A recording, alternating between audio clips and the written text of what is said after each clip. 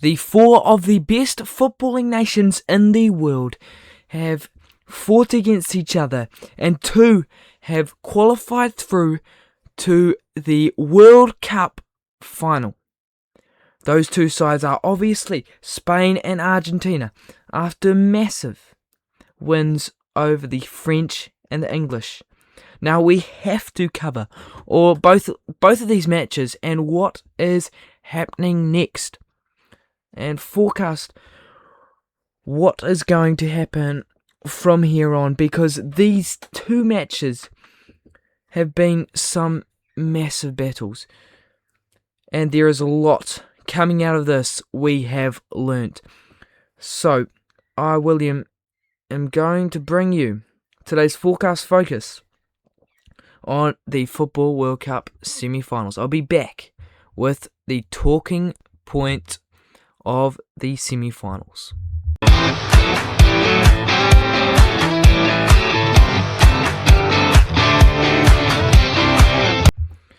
Well, Spain have hammered France, and the Argentinians have produced a miracle comeback win over the English, and there is a lot to delve into here. For the talking point of the past few days in the footballing world, it has been the Football World Cup semi-finals. Now, one massive match I want to zone into was Spain vs France, and it wasn't how we thought it would play out. Spain controlled the game, and they showed so much grit and a lot of exciting attacking play to shut down France. And with the best defence in the world, they have been able to keep the best attack in the world to 0 goals in a full 90 minutes. The Spanish side are actually something else at the moment, and I've definitely seen we've seen it over the past few years with them winning the Euros and then getting to the final of the UEFA Nations League. But when it came to this match against France, a lot of people were saying France will be too much up front for the Spanish defence. But yet again, the Spanish have proved people wrong by having such a solid defence and a great system that won them the game 2-0. French were too quiet. The French were well too quiet within this game, and we definitely saw that Mbappe had not nearly enough chances, and Elise didn't get on the ball enough, moving forward with it, while Dembele was quiet as well. Those are the three players you need to shut down in the big games, and that is what Spain did. And I think when Spain are playing their football, their defence is not only the four at the back, it is also those crucial two, especially Rodri, sitting in the defensive midfield and being able to get back and defend effortlessly within the Spanish side. Now, on the other side of the semi-finals, England fought out against the Argentinians. England went 1-0 up early in the second half, and that's when I think they did, and I think everyone knows, they possibly made a mistake in sitting back for the Argentinians to try to attack them. And we knew coming into it, the Argentinians were incredibly difficult to stop due to the chances they can create late in the game. And that's exactly what Argentina did. Lionel Messi had an incredible, just a great game, really, as he always does. But it wasn't him scoring the goals, it was him creating, and that's where they got such good chances through him late in the game. And England really sat back. They had everyone behind the ball, tried to reproduce what they did against Mexico, and it just simply did not work. England really, under Tuchel, possibly felt a bit confused this World Cup, and there seemed to be a lot of decisions that were slightly questionable at times, and some things that could be understood but didn't actually work out. And we've seen them not be able to break teams down, but when they do have that lead, they needed to sit forward and attack and produce a few more goals to secure a decent lead before sitting back, because we know they aren't perfect in defence. Pickford is an incredible goalkeeper, but he's not the best in the world. And they don't have the greatest centre-backs in the world. It's just as simple as that. But they have one of the best attacks in the world, and that's possibly in midfield, and that's possibly where they should have looked to play their game late in these knockouts, because yes, they would be more vulnerable to Argentina's counter-attack, but they really needed to get a solid lead once they had that goal. Now let's look at Argentina. Well, they are never out of the game. They are such a good side at having that belief and being able to come back in these massive matches. And we certainly saw them produce an incredible performance, as they have done in nearly every World Cup match they have played in the past 4 years. These guys are so difficult to stop when they are attacking. And that's why England actually didn't feel comfortable at all defending late in that game. And when they're defending, they weren't perfect at all. When a team is attacking them and holding possession, they are not the perfect side. But when they have the ball and are in the opposition half, they are so difficult to stop, these Argentinians. And that is where England got it wrong, and Argentina had the ability to steal the game from England's grasp. After the break, I will be back with 3 things we learned from these semi-finals.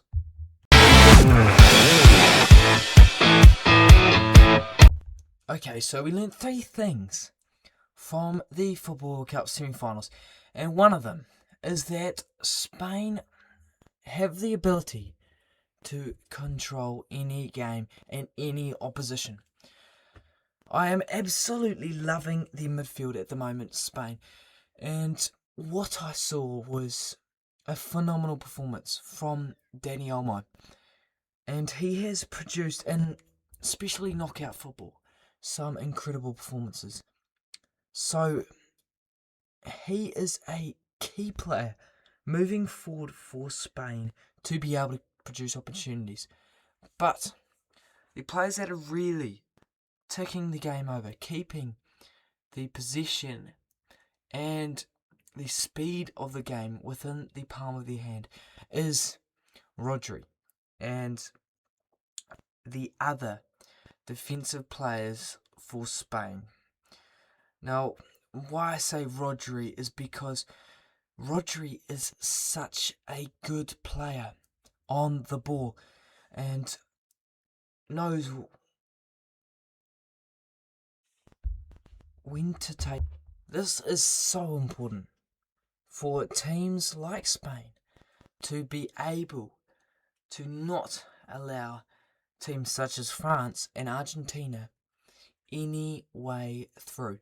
And that's how they shut down France, and they did it with such good movement of the ball.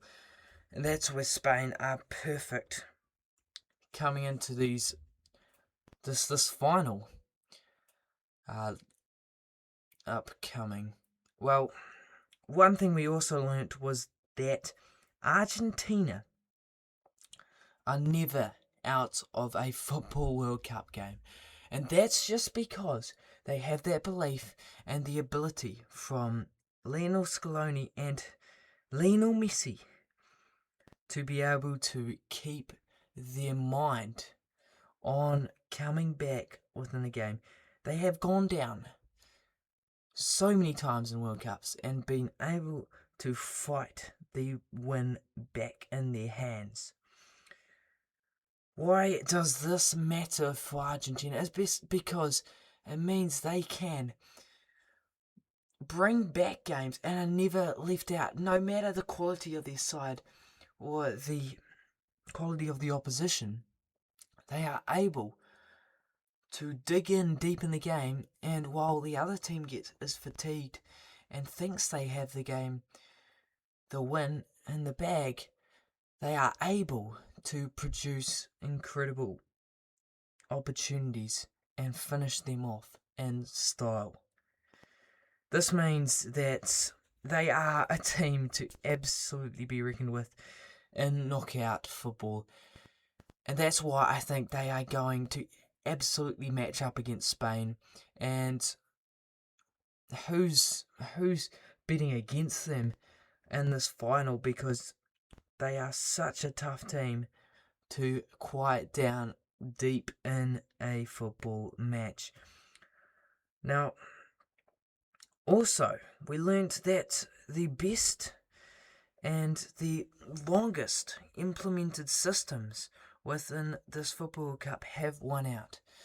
And I say this because within the semi-finals, the two teams that got through, Spain and Argentina, have developed over the past few years under their two coaches, Luis de la Fuente and Lionel Scaloni, and become sides that know how they play football and have it engraved in their mind and are able to execute that game plan easily. What I saw with England is that Tuchel has been trying within a very short period of time to implement these vast tactics and changes the game hugely due to the game situations. And it means that the English players often aren't working as well together. And that is where I think Spain and Argentina have been best, because Spain, we know, have been all about trying to control the possession of the game, while Argentina are so about staying in the game till deep in the game and taking it late. After the break, I'll be back with what happens next because of the semi-final results.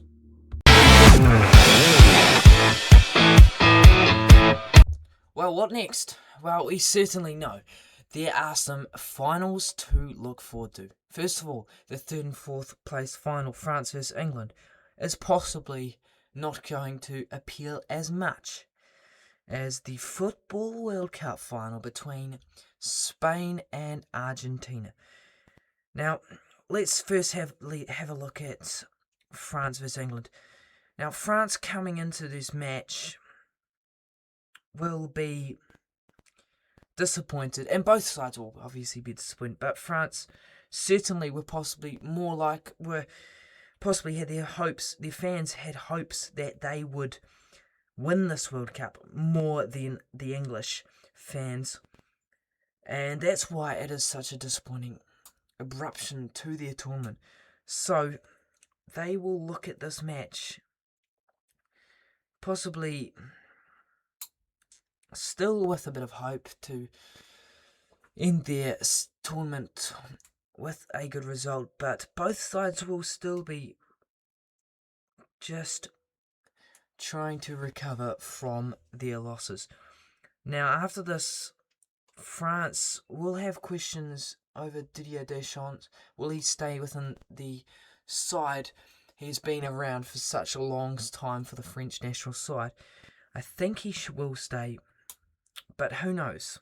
And this whole French team are certainly a very young side, so there's a lot to look forward to in the upcoming future for French fans. That's for England is still questions about that, because who knows what Thomas Tuchel's future is.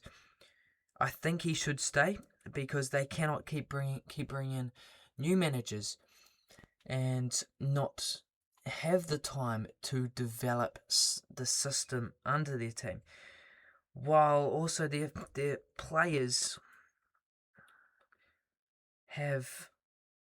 need a rest, which is the same for all the other players in this World Cup. But I know they will be, after this tournament, will be looking forward to the Euros. That's their main goal, I think.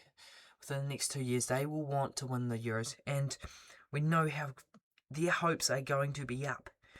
Getting to the semi-finals is no easy feat, and that's why there should be positivity coming from both camps here, but also disappointment. And why do these results matter? Well, because these two sides still have a lot in front of them, and how good would it be for them to show a third place instead of a fourth? Possibly not huge amounts, but have a little bit more of that style implemented within their players. That is possibly where they are looking for within this third and fourth playoff. Now, for Spain and Argentina, the final, this is a completely different thing we are looking at here. The biggest match in every 4 years in football. And these two sides are battling out for one trophy. What is on the line for Spain? Well, they have only won one World Cup, and they've only made one World Cup final. So they will have positivity, but also some nerves coming into this final here. Imagine going back-to-back Euros and World Cups. That would be resonating from the 2008 and 2010 results where they did that. But the Spain side still have a bit to prove that they are the best in the world. But if they do win this match, they are the best in the world. And we know that. But that just backs up their past 2 years under Luis de la Fuente, that they are a team that is so well balanced and so well trained that they are the best to play nationally. Now, Argentina, on the other hand, are going for their second World Cup in a row. Hasn't been done in a very, very long time. Since Pelé, I am pretty sure. So, this would be quite the achievement for them, while it would also be an incredible send-off for Lionel Messi. That is because Lionel Messi will be gone very soon from international football. So to send him off with another World Cup would be incredible and would absolutely be deserved from this Argentinian side and the ability they have within their team.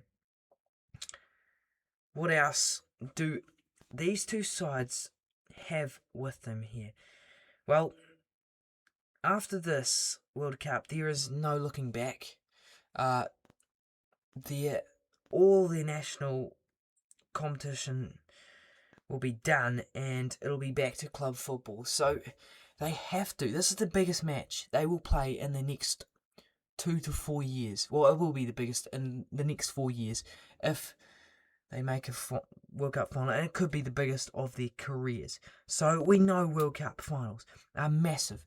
So this is going to be key of who gets that World Cup trophy and whose career works the best. I'll be back in a moment to bring you one last big question before we finish this episode.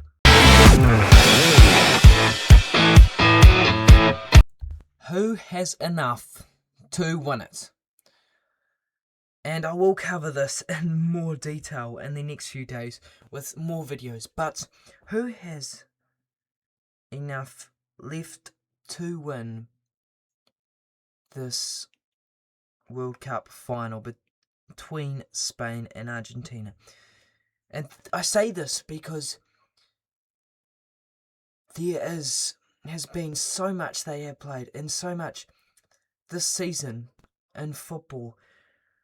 One of the biggest years for a lot of these players, with a stacked timetable of matches, and now a World Cup where Spain have faced possibly the toughest of tests all the way to the final, while Argentina have had to come back from losing positions on multiple occasions in this World Cup.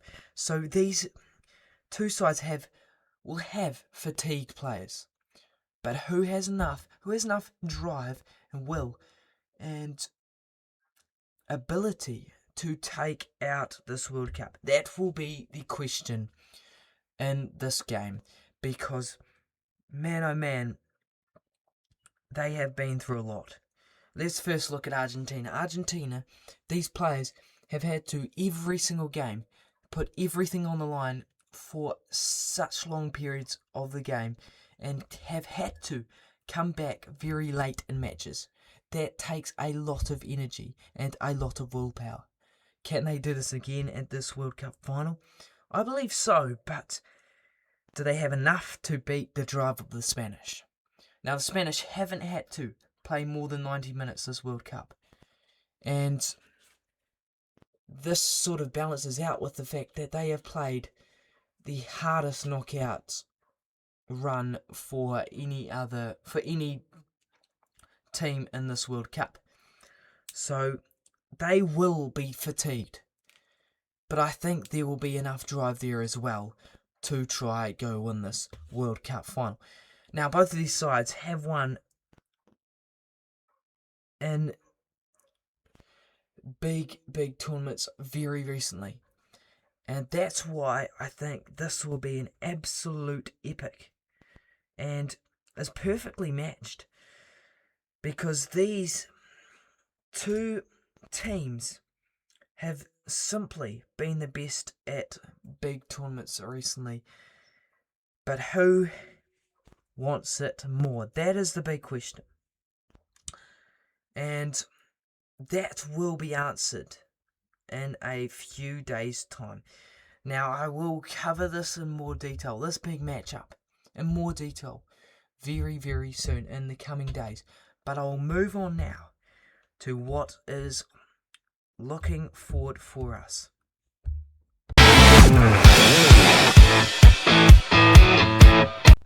Well, finally, we have one massive final and then also a third and fourth final to watch.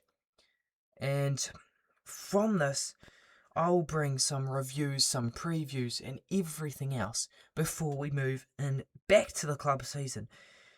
And I'll be looking at the Premier League. But there is so much to look forward to and so much on the line for these players in the next few days. So everything is going to be covered from me here. And I look forward to seeing you in the future, because this is some exciting time for football. Thanks for listening.